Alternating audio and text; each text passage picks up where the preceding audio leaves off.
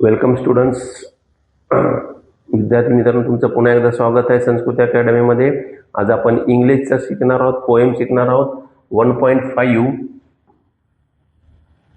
One thing that I wonder. एक गोष्ट जी आश्चर्यकारक आहे ती मला त्याबद्दल आपण या पोएमबद्दल आपण माहिती घेणार आहोत. चला, तर आपलं काय दिलं, observe the following picture carefully and write their names. त्यांचे तर नाव लिहायचं आहे आपल्याला. हे काय आपल्याला माहित आहे, रेनबो आहे, त्यानंतर बर्ड आहे,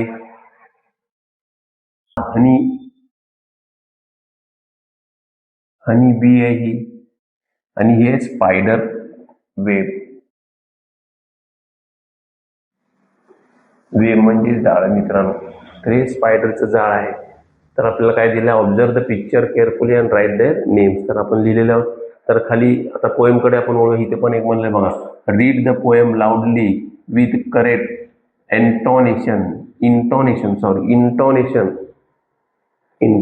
अर्थ आहे म्हणजे सुरामध्ये बोला. चला, one thing that I wonder is why the world is round.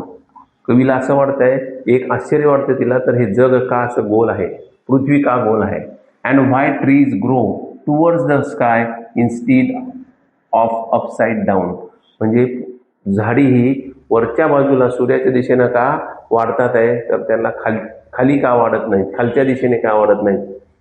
One thing that I wonder, पुन्हा मला एक आश्चर्य वाटतंय, is how it comes to be. Is how it come to be, ते कसं ते होत असेल.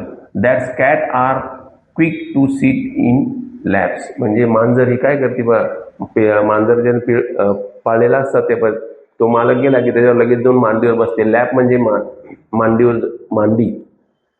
आणि while we'll sleep in the sea, आणि समुद्रात वेल मासा हा कसा झोपतो हे तिला आश्चर्य वाटत आहे कवीला. One thing that I wonder, पुन्हा एकदा one thing I that wonder, काय आश्चर्य वाटत आहे कवीला. One thing that I wonder is why the sky is blue. तर आकाश निळं का आहे अशाबद्दल कवीला आश्चर्य वाटत आहे. व्हाय स्पायडर ऑल हॅव 8 लेग्स. तर स्पायडर म्हणजे कोळीला 8 पाय काय असतात याबद्दल कवीला आश्चर्य वाटत आहे. व्हाईल वी हॅव ओनली 2, आणि स्पायडरला 8 पाय असेल तर आपल्याला 2च का, असा प्रश्न कवीला पडलेला आहे. त्यानंतर one thing that I wonder is how it come to be. एक परत मला आश्चर्य वाटलेलं आहे, ते कसं का झालेलं आहे. तर काय झालेलं आहे, दॅट बनीज बॉरो अंडरग्राऊंड. बनीजचा अर्थ आहे रॅबिट, आणि बॉरोचा अर्थ होतो खड्डा, म्हणजे ससा खड्ड्यातच का राहतो. While birds live in a tree, आणि पक्षी झाडामध्ये ते घरटे करून का राहतात असा प्रश्न कवीला पडलेला आहे. त्यानंतर one thing that I wonder is व्हाय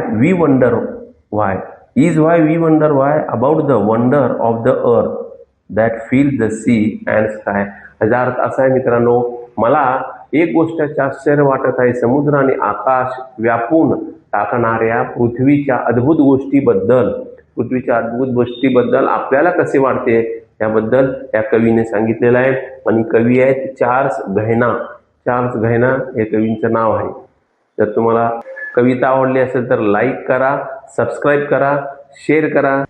मित्रांनो, मला कमेंट करून नक्की कळवा ही कविता तुम्हाला कशी वाटली, आणि आजपर्यंत माझे व्हिडिओ कसे वाटले नक्की कमेंट करा. थँक्यू, धन्यवाद.